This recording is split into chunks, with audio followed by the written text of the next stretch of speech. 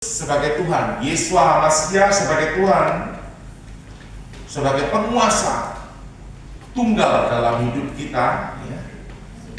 Di sini ada 3 kategori manusia. Nah, sekarang kita lihat kategori yang pertama adalah manusia duniawi. Ya, manusia duniawi ini saudara dapat baca di dalam Korintus pasal yang ke 1 Korintus 2 ayat 14. Ya. Saya akan bacakan buat saudara. Tetapi manusia duniawi tidak menerima apa yang berasal dari roh Elohim, roh Yahweh. Di sini ditulis roh Allah. Karena hal itu baginya adalah suatu kebodohan dan ia tidak dapat memahami, sebab hal itu hanya dapat dinilai secara rohani. Nah, itu manusia duniawi.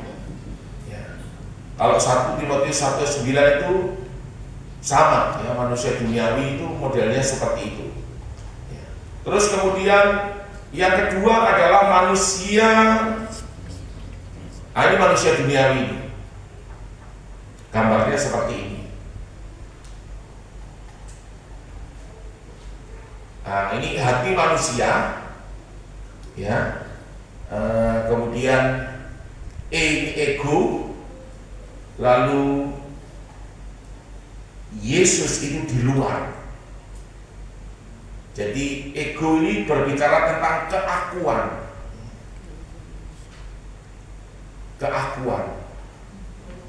Jadi ego itu yang duduk dan menguasai hatinya. Keakuan itu yang menguasai hatinya. Yesus atau Yeshua HaMashiach itu ada di luar. Di luar daripada hati manusia. Ini yang dibilang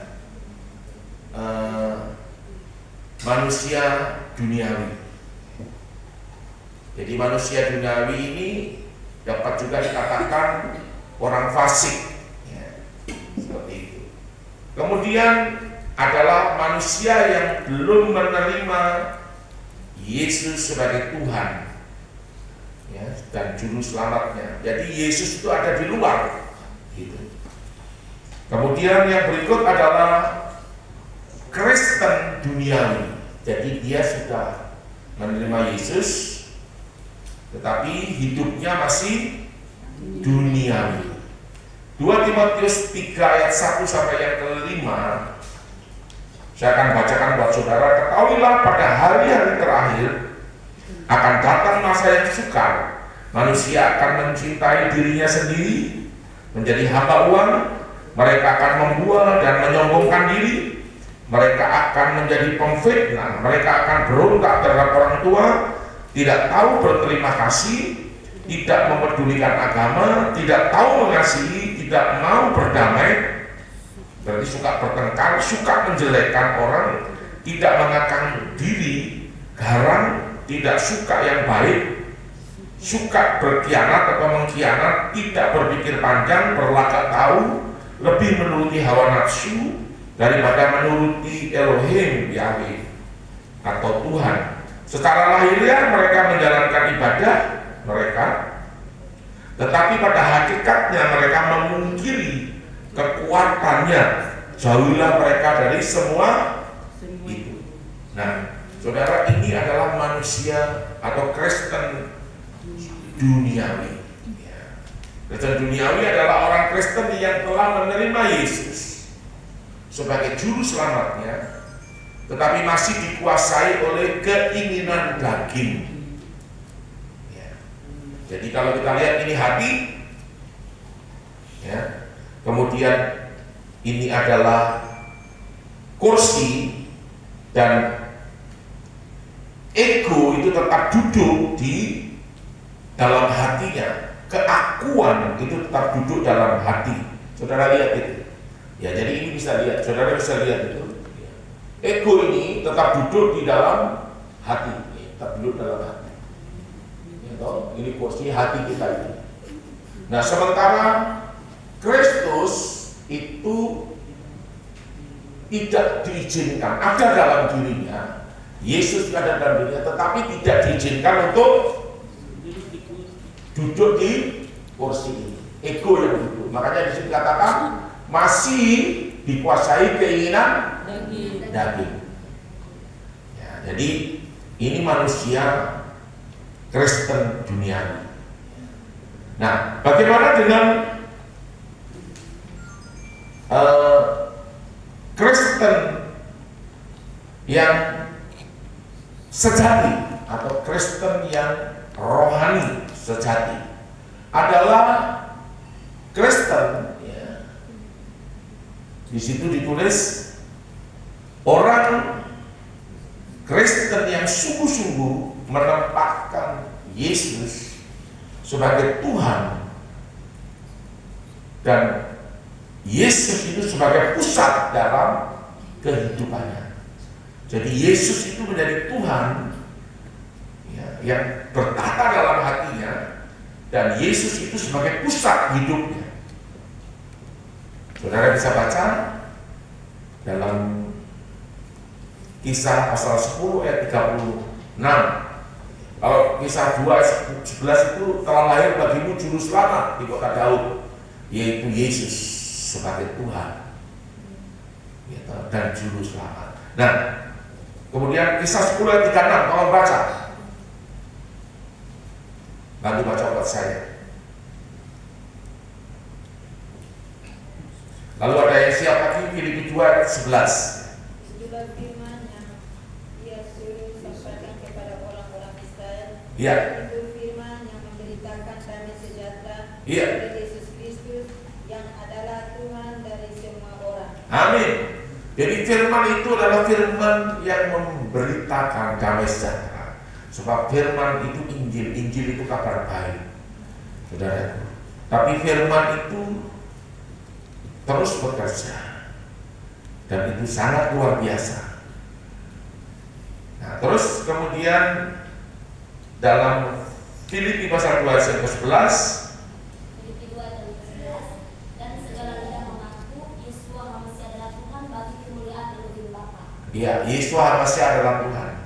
Dan di sini tadi Kisah Rasul mengatakan bahwa Yesus Hamasi adalah Tuhan semua orang. Jadi bukan hanya untuk kita saja. Jadi kalau saudara menginjil, saudara berani bahwa Yesus itu adalah Tuhan, bukan untuk orang Kristen saja, tapi semua orang. Amin. Ya, seperti itu. Nah, saudara, ini namanya seperti ini. Orang Kristen yang kedua dari orang Kristen sejati atau yang rohani itu, dia mau pikul salib setiap hari. Tolong baca dalam Lukas 9:23. Itu sama sebenarnya ayatnya.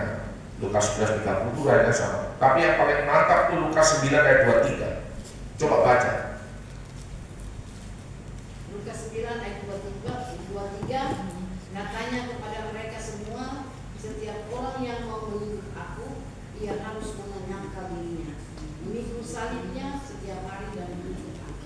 Iya, itu luar biasa. Orang yang mau mikul salib itu dia mau menderita. Kalau diolok-olok oleh orang karena kebenaran, dia terus senyum saja.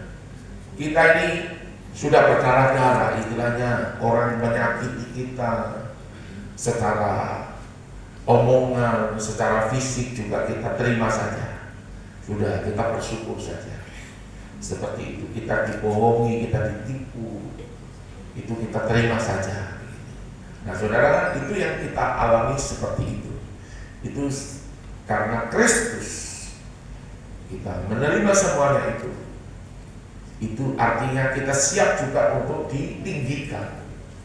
Karena saya selalu katakan tidak ada yang instan, itu tidak ada. Apa itu instan? Itu suddenly, atau suddenly lagi. Itu mendadak, itu tidak ada. Harus melalui satu proses. Seperti itu. Nah, kalau toh ada, ya, itu ya bisa saja. Tetapi karena Tuhan itu bisa buat yang tidak ada menjadi ada. Tetapi biasanya Tuhan itu memimpin kita tuh melalui satu proses. Jadi jangan saudara bilang jadi orang Kristen itu selalu terus harus menderita. Iya, memang benar, tapi ada waktunya, ada masanya. Kita juga akan mengalami pembebasan seperti Yeshua HaMashiach. Saudara bisa lihat, dia dicambuk, dipukul, ditendang, diludahi, dicaci maki sampai dia mati di atas kayu salib. Lalu dia bangkit dari kubur dan dia diangkat, dimuliakan. Jadi ada waktunya juga kita akan dimuliakan. Jadi tidak selamanya kita menderita. Menderita itu diizinkan oleh Tuhan supaya pada saat kita diangkat tidak menjadi sombong. Jadi kita tetap rendah hati. Nah, saudara, seperti itu. Makanya Tuhan itu mau supaya kita pikul salib, supaya kita tetap rendah hati. Kerendahan hati inilah yang Tuhan cari bagi setiap saudara dan saya. Nah, saudara, jadi yang pertama adalah Tuhan sebagai pusat kehidupan. Tuhan itu menjadi pusat kehidupan. Tuhan itu penguasa yang tunggal dalam hidup kita. Yang kedua adalah kita harus mau pikul salib, mematikan keinginan daging terus menerus. Dan kalau kita lihat seperti ini hati manusia, ini ada kursi, ada tahta, lalu Kristus diizinkan duduk. Lalu ego kita harus ditaruh di bawah. Nah, saudara lihat ini toh, saya ulang lagi. Ini, saudaraku, ini adalah tata hati kita, di mana ada kursi, ya, kita mendudukkan Kristus atau Yeshua HaMashiach di hati kita. Dia sebagai penguasa, sebagai penguasa yang tunggal, sebagai pusat kehidupan kita, supaya kita selalu bisa mematikan keinginan daging. Dan yang berikut, ego kita itu harus ditaruh di bawah, supaya kita bisa mematikan terus keinginan daging. Lain halnya kalau seperti yang ini, lain halnya itu kalau seperti yang ini itu beda. Ya, yang ini toh, coba lihat itu, bukan yang ini, yang satunya lagi ya. Nah, lain dengan yang ini. Kalau yang ini adalah ego, ini Kristen duniawi, ego yang duduk. Orang ini tidak akan mungkin rendah hati. Nah, ini yang dikhawatirkan oleh Tuhan. Kalau orang ini diberkati, kalau orang ini jadi kaya, dia lupa Tuhan, dia jadi sombong. Berapa banyak orang jadi sombong, betulkah atau salah? Seperti itu. Karena egonya yang menguasai, ego yang diizinkan duduk dalam hatinya. Nah, sementara Tuhan tidak diberikan porsi. Gitu. Nah, ini Kristen duniawi. Ya, nah, ini penting sekali pelajaran ini soalnya ini, supaya saudara memahami. Kalau saudara ditentukan oleh Tuhan menjadi bendaharanya Tuhan, menjadi orang yang kaya, saudara tetap rendah hati. Saudara kaya, diberkati itu untuk memberkati orang lain juga. Amin. Seperti itu. Seperti contoh ini. Kita buat kelas ini, itu kita tidak ada uang, tidak ada.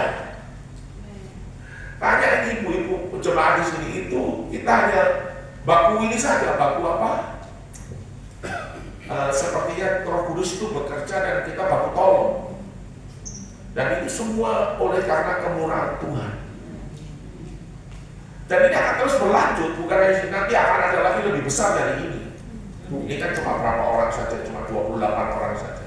Tapi nanti saya yakin kalau kita buka lagi itu bisa di atas 50 itu. Begitu, karena sekarang yang kita undang itu banyak, mereka merayakan Paskah apa dan sebagainya. Tapi kalau kelas ini kita buka lagi nanti bisa sampai 50 orang pasti.